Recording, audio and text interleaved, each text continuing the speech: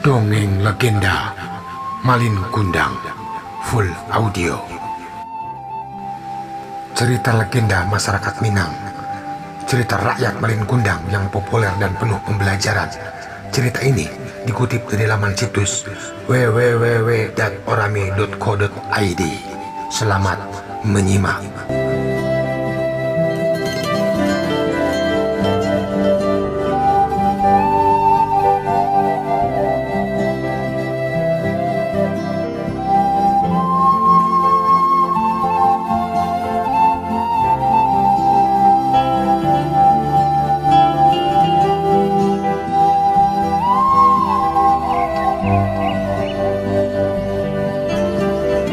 Dikisahkan, pada zaman dahulu, hiduplah sepasang suami istri di perkampungan nelayan pantai air manis, Padang, Sumatera Barat.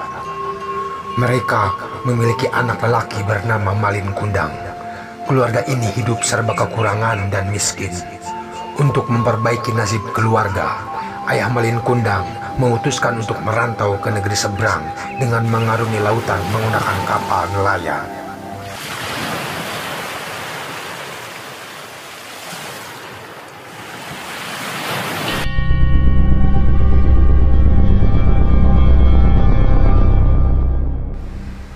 Bertahun-tahun berlalu, Malin dan ibunya yang bernama Mande Rubaya tak kunjung mendengar kabar dari sang ayah. Ibunda Malin hanya bisa pasrah dan berusaha sekuat tenaga untuk membesarkan Malin Kundang. Untuk mencukupi kebutuhan sehari-hari, Mande Rubaya berjualan kue dari pasar ke pasar dan dari rumah ke rumah.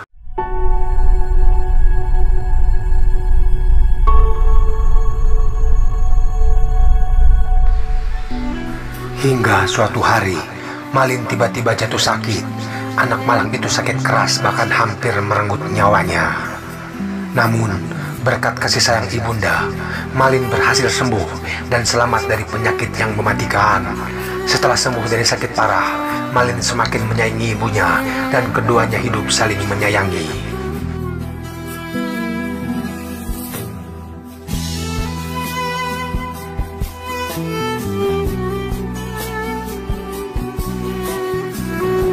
Sahabat, bertahun-tahun hidup mereka berdua. Tak terasa Malin sudah dewasa. Dalam cerita rakyat Malin Kundang itu, ia meminta izin kepada ibunya untuk merantau ke kota besar untuk mencari uang dan mengubah nasib mereka. Kebetulan saat itu juga sedang ada kapal besar yang merapat di pantai air manis, sehingga Malin tak ingin melewatkan kesempatan besar untuk merantau. Meski begitu, sang ibu mulanya melarang Malin untuk pergi karena takut terjadi sesuatu. Jangan, Malin. Ibu takut terjadi sesuatu denganmu di tanah rantau sana, anakku. Menetaplah saja di sini, temani ibu. Ucap ibunya sedih. Malin pun mencoba menenangkan sang ibu.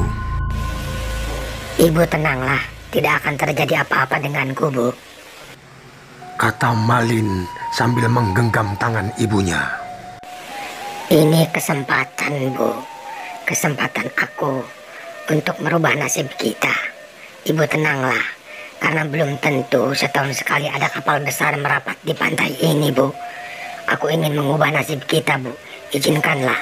Ujar Malin kemudian sambil memohon. Sahabat, dengan berat hati, Mande Rubaya mencoba menyingkirkan kekhawatiran dan ketakutannya atas kepergian Malin. Ia pun mengizinkan Malin untuk merantau ke kota besar dan berjanji akan selalu menunggu Malin kembali ke rumah. Baiklah, ibu izinkan. Cepatlah kembali.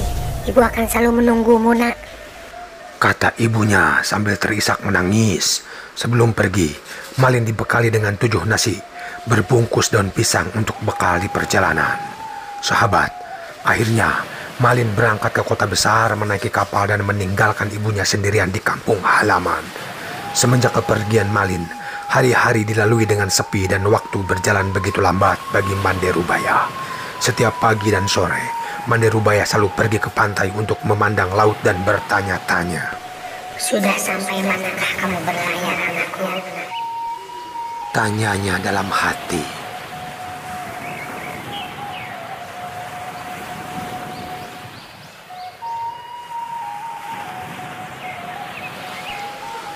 Meski didera rindu dan kekhawatiran tentang keselamatan anak sematawayangnya, Manderubaya tak lupa untuk selalu mendoakan Malin agar selamat dan berhasil di kota besar.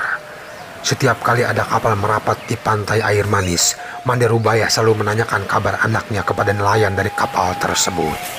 Apakah kalian melihat anakku, Malin? Apakah dia baik-baik saja? Kapan ia pulang? Tanyanya. Namun, setiap orang ia tanyai tidak pernah memberikan jawaban atau memberikan titipan salam maupun pesan dari anak lelakinya.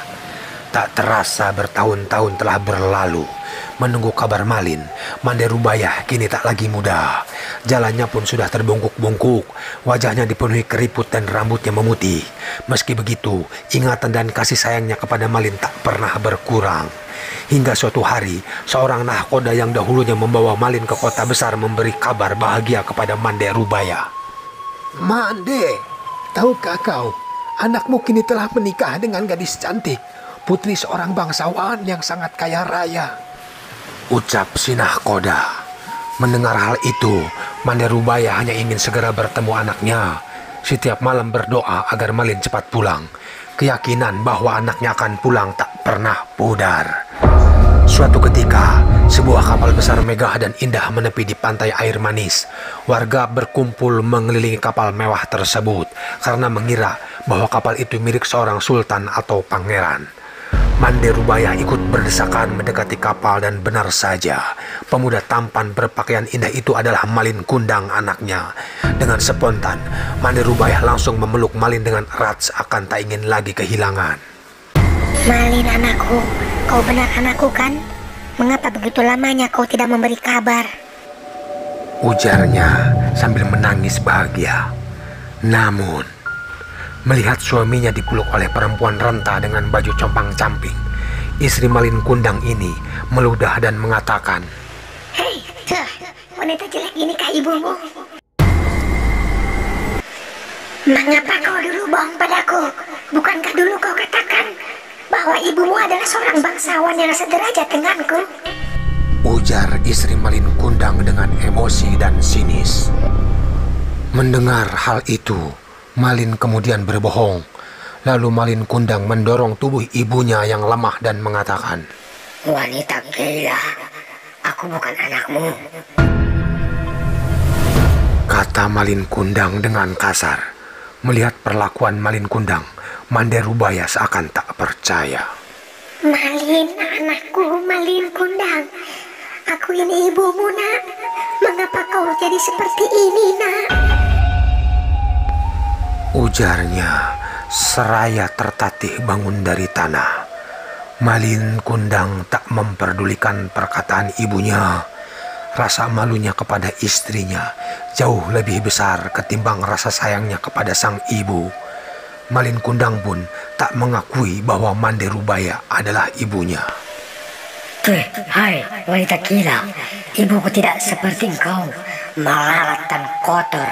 Pergi kau. Tepis Malin ketika melihat ibunya mencoba memeluknya kembali. Manderubaya pun pingsan. Ketika ia sadar, pantai sudah sepi dan kapal mewah yang ditumpangi Malin telah pergi menjauh. Tak hanya tubuhnya yang kesakitan, hatinya jauh lebih terluka saat mengetahui bahwa anak sematawayangnya berbuat semena-mena terhadapnya. Manderubaya pun berdoa kepada Tuhan. Ya Tuhan, kalau memang dia bukan anakku, aku maafkan perbuatannya tadi.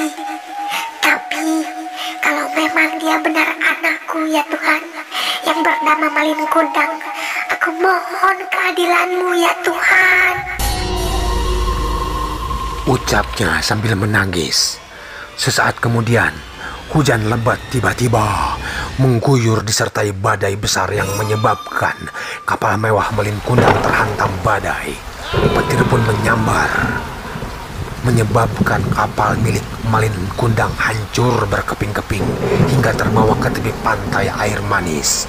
Keesokan harinya, ditemukan batu besar menyerupai manusia sedang bersujud, dan itulah tubuh Malin Kundang yang dikutuk ibunya menjadi batu. Sahabat, konon Di sela-sela serpihan batu, terlihat ikan teri, ikan belanak, dan ikan tenggiri berenang di sekitarnya. Menurut legenda, ikan itu merupakan serpihan tubuh istri Malin Kundang. Menurut masyarakat setempat, terkait cerita rakyat Malin Kundang, hingga kini apabila ada ombak besar, terdengar jeritan manusia yang sedang meratapi nasibnya. Ampun, Bu! Ampun! Sahabat, menurut legenda, itu adalah suara Malin Kundang, sahabat. Itulah cerita rakyat Malin Kundang yang populer dan penuh pembelajaran. Cerita ini dikutip dari laman situs www.orami.co.id. Sahabat, jangan lupa subscribe channelnya, like dan komen, serta bagikan jika dirasa bermanfaat. Sampai ketemu lagi di tayangan-tayangan berikutnya.